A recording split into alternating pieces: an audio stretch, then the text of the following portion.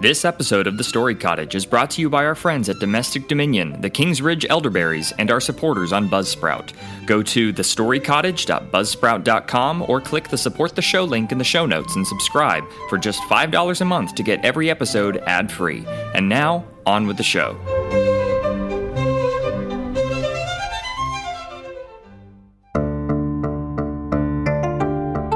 Fairy tales, folklore, myths, and legends. Why do children need them? Why do nations and peoples create them? Who knows? Maybe some of them are real. Maybe some are merely imaginative. Is there a hidden wisdom worth finding in these tall tales? Proverbs 1:5-6 says, "Let the wise hear and increase in learning, and the one who understands obtain guidance, to understand a proverb and a saying, the words of the wise and their riddles." We're your hosts, Jerry and Amy Davidson. Welcome to the Story Cottage. Please step inside.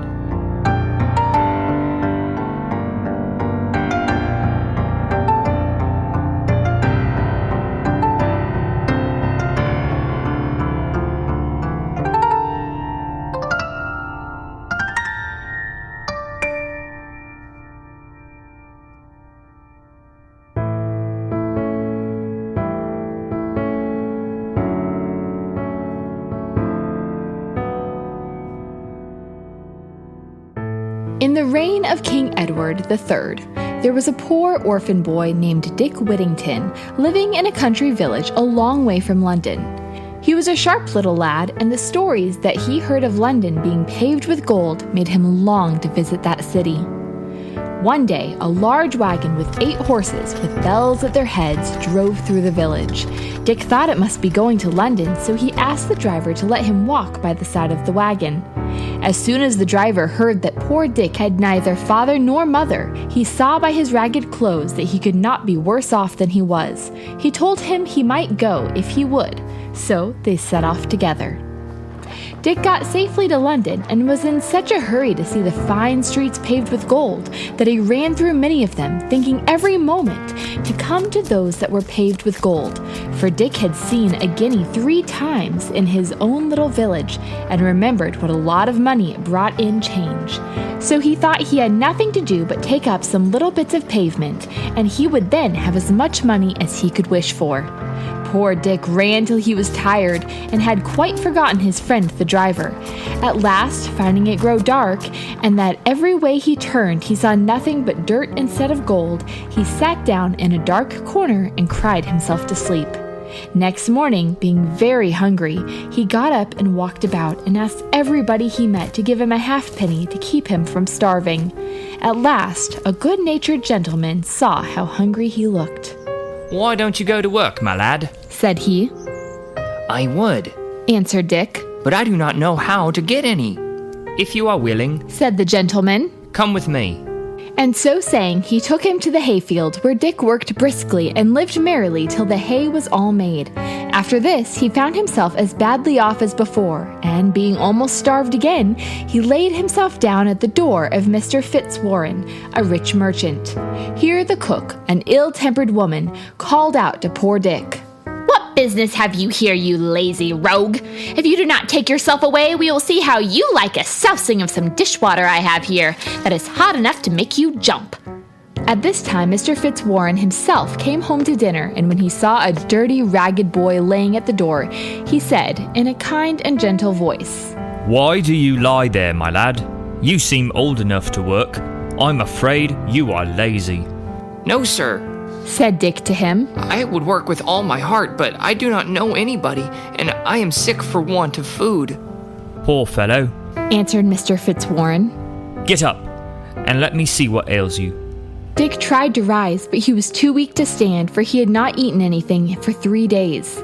So the kind merchant ordered him to be taken into the house and have a good dinner given to him, and to be kept to do what dirty work he could for the cook.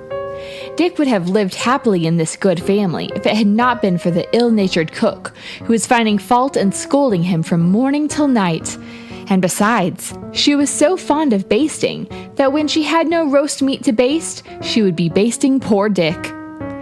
But though the cook was so ill-tempered, the footman was quite different. He had lived in the family many years and was an elderly man and very kind-hearted. He had once a little son of his own who died when about the age of Dick, so he could not help feeling pity for the poor boy, and sometimes gave him a halfpenny to buy gingerbread or a top. The footman was fond of reading. He used to often in the evening to entertain the other servants with some amusing books. Little Dick took pleasure in hearing the good man, which made him wish very much to learn to read, too. So, the next time the footman gave him a halfpenny, he bought a little book with it, and with the footman's help, Dick soon learned his letters, and afterwards to read. About this time, Miss Alice, Mr. Fitzwarren's daughter, was going out one morning for a walk, and Dick was told to put on a suit of good clothes that Mr. Fitzwarren gave him and walk behind her. As they went, Miss Alice saw a poor woman with one child in her arms and another on her back. She pulled out her purse and gave the woman some money, but as she was putting it in her pocket again, she dropped it on the ground and walked on. It was lucky that Dick was behind and saw what she had done, for he picked up the purse and gave it to her again. Another time, when Miss Alice was sitting on the window open and amusing herself with a favorite parrot, it suddenly flew away to the branch of a high tree where all the servants were afraid to venture after it. As soon as Dick heard of this, he pulled off his coat and climbed up the tree as nimbly as a squirrel, and, after a great deal of trouble, caught her and brought her down safely to his mistress.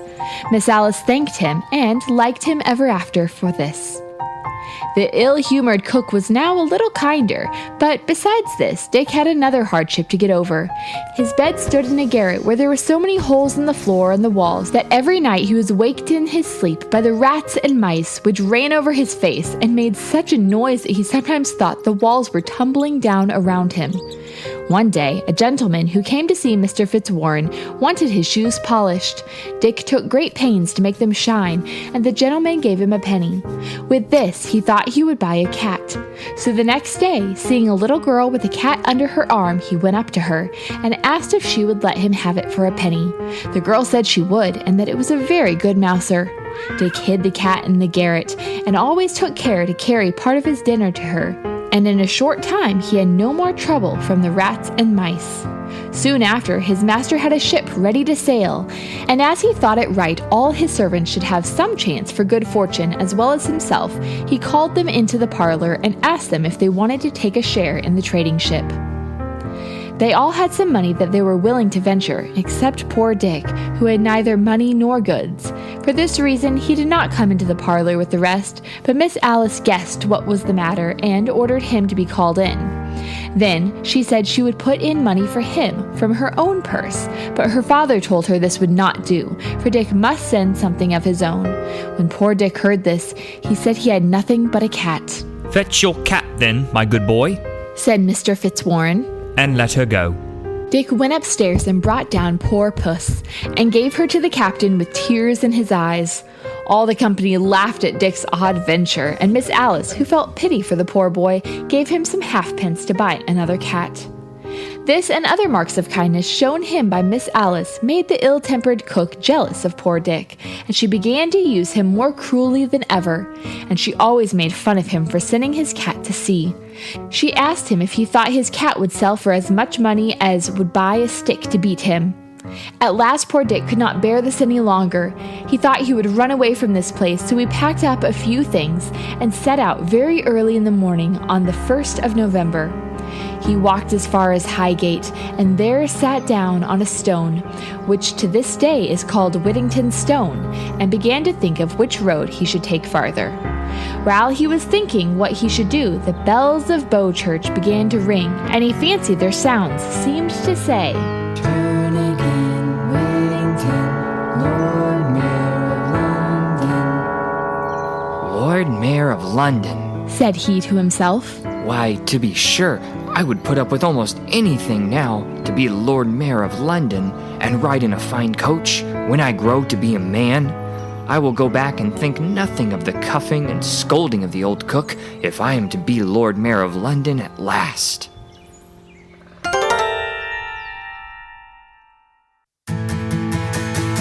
Tired of evil fairies using cold and flu season to turn you and your children into ogres every year? Yeah, me too. This cold and flu season, fortify your defenses naturally with the King's Ridge elderberry syrup and elderberry products. They grow the freshest elderberries on their Indiana farm, hand-pick and cold-press them into the tastiest syrup around. And they are packed with antioxidants and vitamins to boost your immune system. Defend the castle of your family's health. Use code STORY10 for 10% off your first order at tkrfarm.com. The King's Ridge elderberry syrup. Taste the difference. Help push back the curse. That's tkrfarm.com and use code STORY10 for 10% off your first order.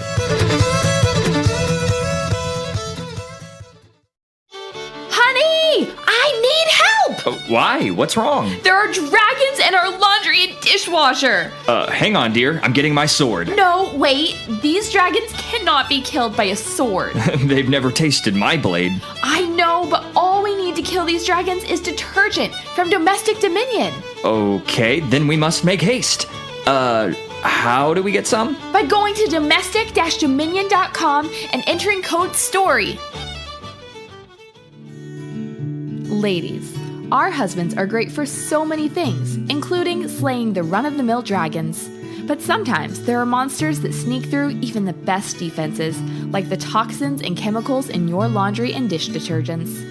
And often, those supposedly clean detergents at the store are just pretty little poisoned apples.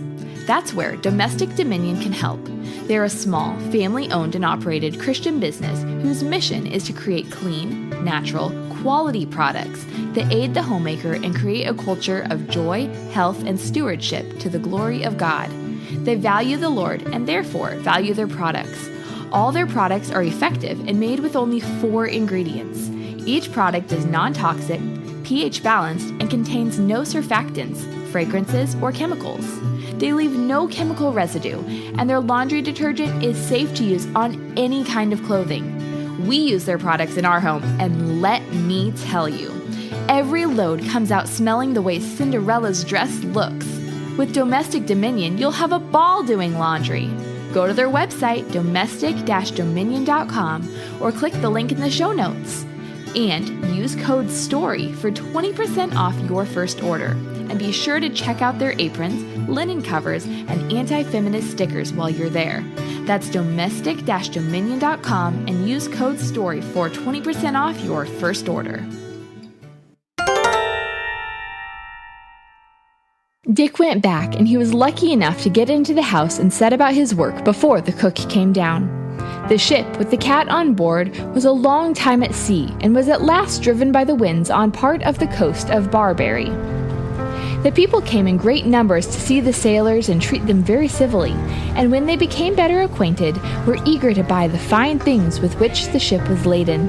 When the captain saw this, he sent patterns of the best things he had to the king of the country, who was so much pleased with them that he sent for the captain and the chief mate to the palace. Here they were placed, as is the custom of the country, on rich carpets marked with gold and silver flowers. The king and queen were seated at the upper end of the room, and a number of dishes of the greatest rarities were brought in for dinner. But before they had been on the table a minute, a vast number of rats and mice rushed in and helped themselves from every dish. The captain wondered at this and asked if these vermin were not very unpleasant. "Oh, yes," the queen said, "and the king would give half of his riches to get rid of them, for they not only waste his dinner, as you see, but disturb him in his bedroom so that he is obliged to be watched while he is asleep." The captain was ready to jump for joy when he heard of this. He thought of poor Dick's cat and told the king he had a creature on board his ship that would kill all the rats and mice. The king was still more glad than the captain. "Bring this creature to me," said he, "and if it can do what you say, I will give you your ship full of gold for her." The captain, to make quite sure of his good luck, answered that she was such a clever cat for catching rats and mice that he could hardly bear to part with her, but that to oblige his majesty he would fetch her. "Run, run," said the queen, "for I long to see the creature that will do such service." Away went the captain to the ship while another dinner was got ready. He came back to the palace soon enough to see the table full of rats and mice again, and the second dinner likely to be lost in the same way as the first. The cat did not wait for bidding, but jumped out of the captain's arms and in a few moments laid almost all the rats and mice dead at her feet. The rest, in a fright, scampered away to their holes. The king and queen were delighted to get rid of such a plague so easily. They desired that the creature might be brought for them to look at. On this, the captain called out, Puss, puss. and the cat ran and jumped upon his knee. He then held her out to the queen, who was afraid to touch an animal that was able to kill so many rats and mice. But when she saw how gentle the cat seemed and how glad she was at being stroked by the captain, she ventured to touch her too. At last the queen took Puss on her lap, and by degrees became quite free with her till Puss purred herself to sleep. When the king had seen the actions of Mistress Puss, and was told that she would soon have young ones, which might in time kill all the rats and mice in his country, he bought the captain's whole ship's cargo and afterwards gave him a great deal of gold besides, which was worth still more for the cat. The captain then took leave and set sail with a fair wind and arrived safe at London. One morning, when Mr. Fitzwarren had come into the counting house and seated himself at the desk, somebody came at the door. Who's there? Asked Mr. Fitzwarren. A friend. Answered someone, and who should it be but the captain, followed by several men carrying vast lumps of gold that had been paid him by the King of Barbary for the ship's cargo. Then they told the story of the cat and showed the rich present that the king had sent to Dick for her, upon which the merchantman called out to his servants, Go and fetch him. We will tell him of the same. Pray call him Mr. Whittington by name. Mr. Fitzwarren now showed himself a really good man, for while some of his clerks said so great a treasure was too much for such a boy as Dick, he answered, I will not keep the value of a single penny from him. It is all his own, and he shall have every farthing's worth of it. He sent for Dick, who happened to be scouring the cook's kettles, and was quite dirty, so that he wanted to excuse himself from going to his master. Mr. Fitzwarren, however, made him come in and ordered a chair to be set for him, so that poor Dick thought they were making fun of him, and began to beg his master not to play tricks with a poor boy, but to let him go again to his work. Indeed, Mr. Whittington, Said the merchant. we are all in earnest with you, and I heartily rejoice in the news these gentlemen have brought you. For the captain has sold your cat to the King of Barbary, and brought you in return for her more riches than I possess, and I wish you may long enjoy them. Mr. Fitzwarren then told the men to open the great treasure they had brought with them, and said, Mr. Whittington now has nothing to do but to put it in some place of safety. Poor Dick hardly knew how to behave himself for joy. He begged his master to take what part of it he pleased, since he owed it all to his kindness. No, no, Answered Mr. Fitzwarren. this is all your own, and I have no doubt you will use it well. Dick next asked his mistress and then Miss Alice to accept a part of his good fortune, but they would not, and at the same time told him that his success afforded them great pleasure. But the poor fellow was too kind-hearted to keep it all to himself, so he made a handsome present to the captain, the mate, and every one of the sailors, and afterward his good friend the footman, and the rest of Mr. Fitzwarren's servants, and even to the ill-natured cook. After this, Mr. Fitzwarren advised him to get himself dressed like a gentleman, and told him he was welcome to live in his house till he could provide himself with a better. When Whittington's face was washed and his hair curled, his hat cocked, and he was dressed in a nice suit of clothes, he was as handsome as any young man who visited at Mr. Fitzwarren's. So that Miss Alice, who had been so kind to him and thought of him with pity, now looked upon him as fit to be her sweetheart.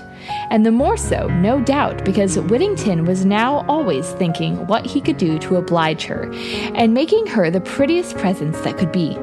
Mr. Fitzwarren soon saw their love for each other and proposed to join them in marriage, and so this they both readily agreed.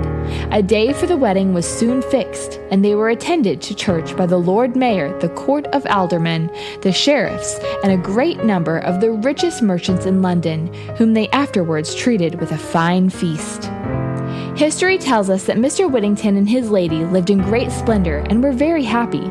They had several children. He was Sheriff of London in the year 1360, and several times afterward the Lord Mayor. The last time he entertained King Henry V on His Majesty's return from the famous Battle of Agincourt. In this company, the king, on account of Whittington's gallantry, said, Never had prince such a subject. and when Whittington was told this at the table, he answered, Never had subject such a king. Going with an address from the city on one of the king's victories, he received the honor of knighthood. Sir Richard Whittington supported many poor. He built a church and also a college with a yearly allowance to poor scholars, and near it raised a hospital. The figure of Sir Richard Whittington, with his cat in his arms, carved in stone, was to be seen till the year 1780 over the archway of an old prison of Newgate that stood across Newgate Street.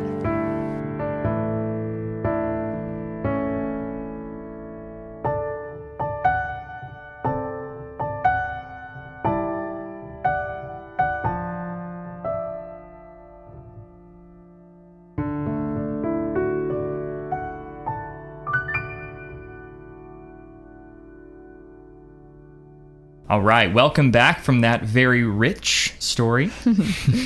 All right, first question. What sort of values do we see in the characters in this story?